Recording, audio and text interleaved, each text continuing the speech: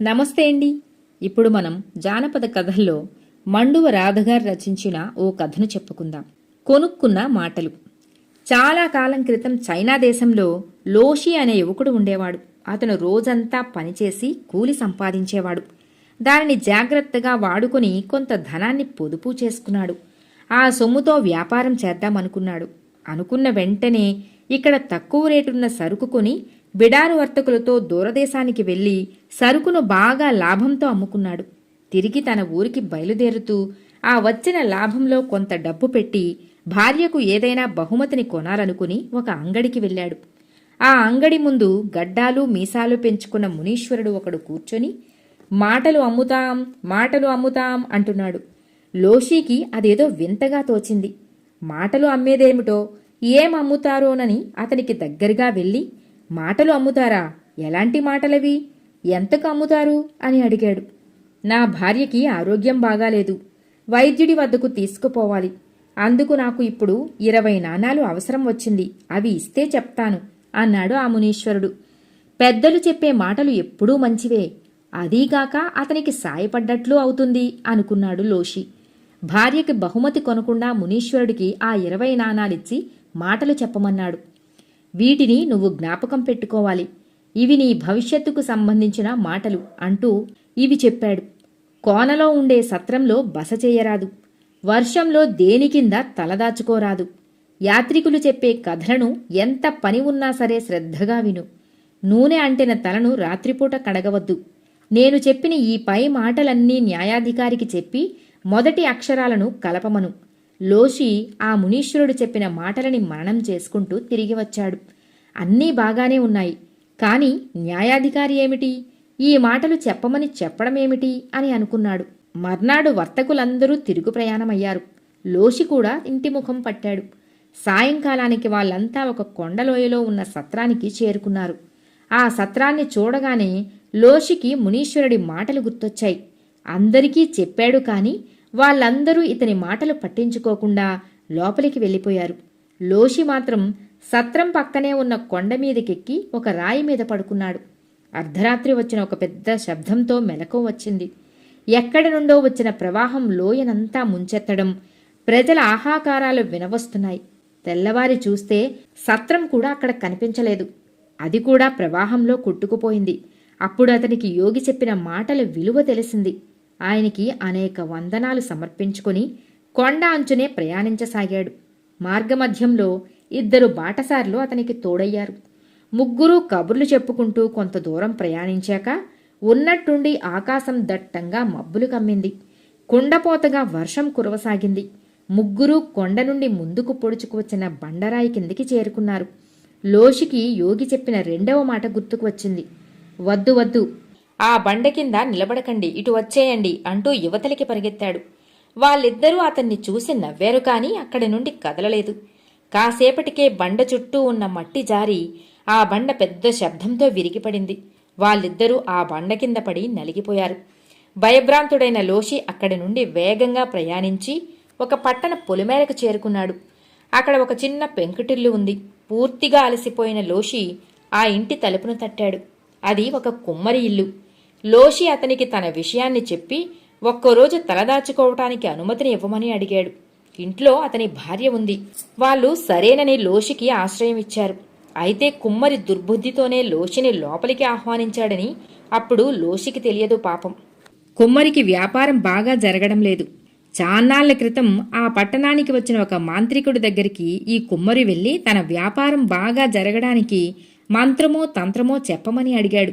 అప్పుడు ఆ దుష్ట మాంత్రికుడు కుమ్మరి దగ్గర బాగా డబ్బు గుంజి, నీ ఆవానికి నరబలి ఇస్తే నీ వ్యాపారం బాగా జరుగుతుంది అని చెప్పాడు.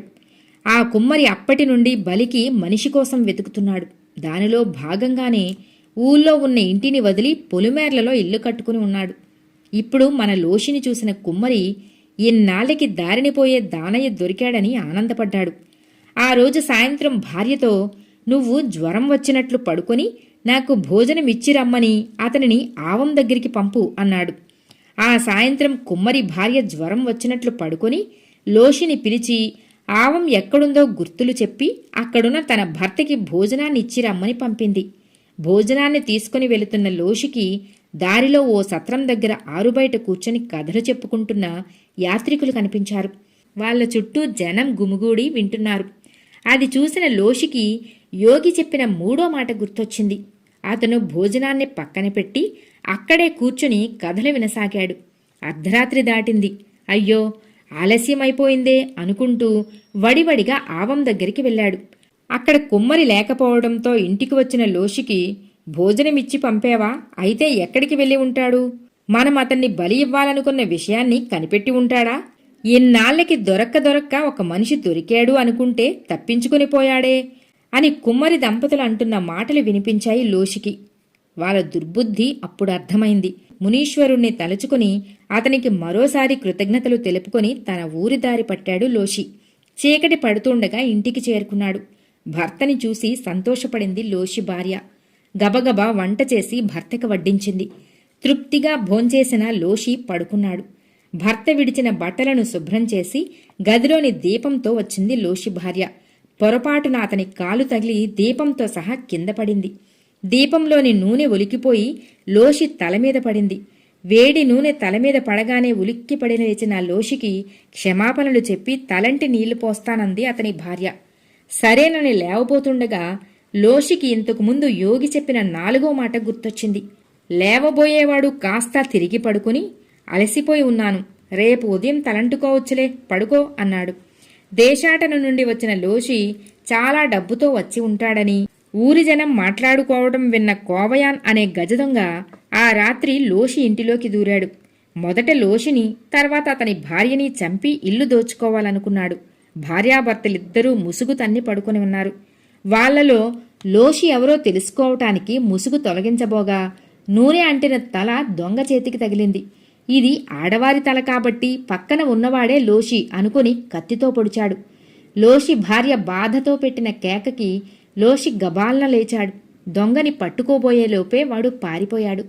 కేకలికి చుట్టుపక్క ఇండ్లవాళ్లు అక్కడికి చేరుకుని గబగబా లోషి భార్యను వైద్యశాలకు చేర్చారు.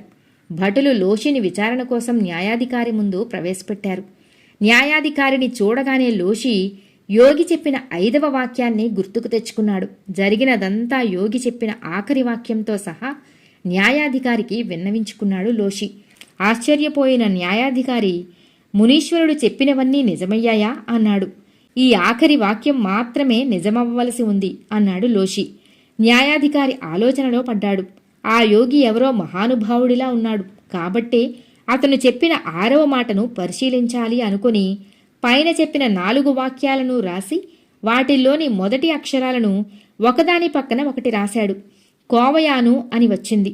భటులు అంతకుముందు ఎన్నిసార్లు పట్టుకున్నా సాక్ష్యం లేక న్యాయస్థానానికి దొరకకుండా తప్పించుకుని తిరుగుతున్న కోవయాన్ గజదొంగ గుర్తొచ్చాడు. ఇది వాడు చేసిన పనే అని గ్రహించిన న్యాయాధికారి వాడిని బంధించమని భటులని ఆజ్ఞాపించాడు. లోషి భార్య కోవయాన్ని గుర్తుపట్టి అతడే తనని చంపబోయినవాడని న్యాయాధికారికి చెప్పింది. భటులు అతనిని ఖైదు చేశారు. మునీశ్వరుడు చెప్పిన మాటల్ని శ్రద్ధగా విని ఆచరించినందుకు లోషికి జరిగిన మంచిని గురించి అందరికీ చెప్పి, పెద్దలు చెప్పిన మాటలని వింటే ఎప్పుడూ మంచే జరుగుతుంది అన్నాడు న్యాయాధికారి. విదేశాల నుండి తెచ్చిన డబ్బుతో పెద్ద ఎత్తున వ్యాపారం చేసుకుని వచ్చిన లాభాలని దానధర్మాలకి వినియోగిస్తూ మంచి పేరును తెచ్చుకున్నాడు లోషి. కథ సమాప్తం.